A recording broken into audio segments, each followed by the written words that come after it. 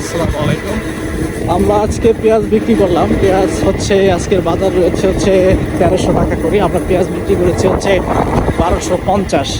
অর্থাৎ আমাদের পেঁয়াজটা আসলে ফার্স্ট কোয়ালিটির না, ফার্স্ট কোয়ালিটির থেকে একটু নিয়ম, মানে সেকেন্ড কোয়ালিটিরও না, ফার্স্টও না সেকেন্ডও না, ফার্স্টের থেকে একটু নিচে আছে। দেখতেছেন যে সবাই আসলে পেঁয়াজ বিক্রি করে আসলে যার যার গন্তব্যে আসলে চলে যাচ্ছে। এই ছিল আজকের বাজার। সর্বোচ্চ বাজার হচ্ছে আপনার 1300 টাকা করে। আজকের বাজার হচ্ছে ফরিদপুরের সালথা উপজেলার ঠ্যানঠানিয়া বাজার। ভাই পেঁয়াজ কি ফেরত নেন নাকি? কত নিল? 1350। এটা কি পেঁয়াজ যে 1350 গেল? একবারে ভালোটা। আরে বুঝলাম না, আপনি বিক্রি করলেন 1050, কিনলেন 1350। হয়তো ওনার পেঁয়াজটা আসলে একটু ধরা কোয়ালিটি আছে। আপনার এই 1050 বেচার কারণ কি? 1050 বেচার কারণ কি? পচা বেরোইছে। আর এই জন্যই আসলে এই পচার কারণে হচ্ছে পেঁয়াজের মানটা আসলে কমে যায়, দামটা কমে যায়। আর যেটা ভালো ওইটার আসলে দাম আছে। তার মানে আজকের বাজার সর্বোচ্চ 1350 আছে। হ্যাঁ, 1350 আছে, 1350 মাথায় আছে। না, আমার কিছু লোকজন আছে তো, তারা প্রতিদিনের বাজার দর জানতে চায়, এই জন্যই। হ্যাঁ, এই বিষয়ে সামনে নিউজ করব, রেডি থাকেন। সামনে সরকার এইটা করলো কেন, এর পিছনে আসলে কারা রয়েছে, কারা জড়িত, কোন সিন্ডিকেট জড়িত যে এই মেশিনগুলো দিয়ে কৃষকের এই ধরনের ক্ষতি করলো? কারণ কি? ঠিক আছে, ঠিক আছে, ধন্যবাদ আপনাকে। আর বলেন, সমস্যা নাই।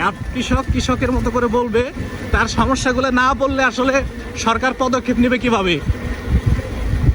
ঠিক আছে, ধন্যবাদ। উনি বলতেছিলেন যে এবছর যারা দোষ, মানে এই কিনা পেঁয়াজ পড়ছে নাকি নাকি ক্ষেতের কিনা? ভালো, ঠিক আছে, ঠিক আছে, ধন্যবাদ। একজন বলছিলেন যে এর মতো সরকার আসলে আগে পরে পাইনি, সুন্দর সরকার। সরকারের এখানে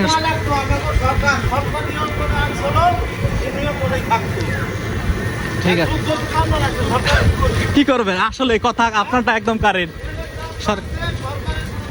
দোষ না, হ্যাঁ, সরকারের দোষ না। উনি বলতেছিলেন যে তেলের দাম বাড়ছে, এখানে আমরা সরকারকে দায়ী করতেছি। হ্যাঁ, এখানে সরকারের আসলে কোনো ভূমিকা নাই। বহির্বিশ্বের বৈশ্বিক পরিস্থিতি আসলে খারাপ।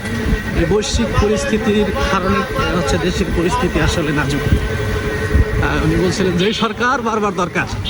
ধন্যবাদ আপনাকে, ধন্যবাদ। সুন্দর করে এই যে লাস্টে মেরে দিলেন, সবই তো ঠিক ছিল। এই কথাটা কেমন হয়ে গেল? আমি তো সবসময় বলতেছিলাম যে না, ভালোই বলতেছে, কিন্তু লাস্টে এসে আনি।